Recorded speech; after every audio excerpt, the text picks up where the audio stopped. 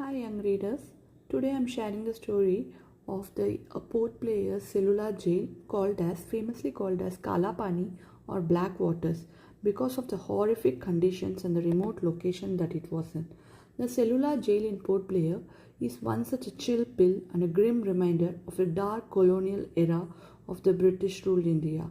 Imagine sending off revolutionary thinkers, freedom fighters off to a remote, uninhabitable place like this. The cellular jail in Port Blair, Andaman Nicobar, is a building that reflects the darkest phase of the colonial era. Today, 78 years after India's independence, it stands as a symbol of the sacrifice made by these freedom fighters in the struggle for independent nation.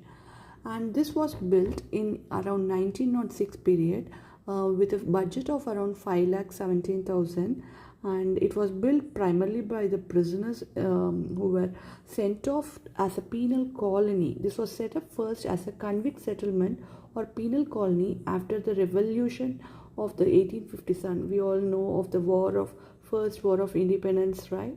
So that is when it was decided, and by 1906 it was readied.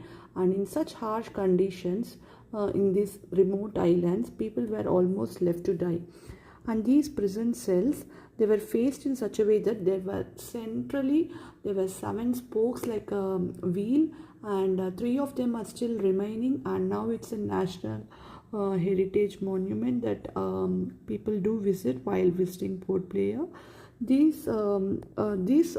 Port cellular jail, they had around 690 individual cells with very little ventilation and very little basic facilities.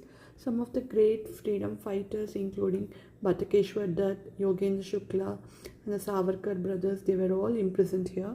It was much later, like 10 years before the Indian independence, almost a decade before only, that Gandhiji and Rabindranath Tagore fought for these people's right to basic dignity, and they were brought back to mainland jails. And later, these jails is now a national memorial. So please do remember this story while you take your kids to visit Andaman Nicobar, and do visit such a place which is actually a dark phase, but it reminds us of the struggle that each and every freedom fighter contributed to our Indian freedom. Thank you. Jai Hind.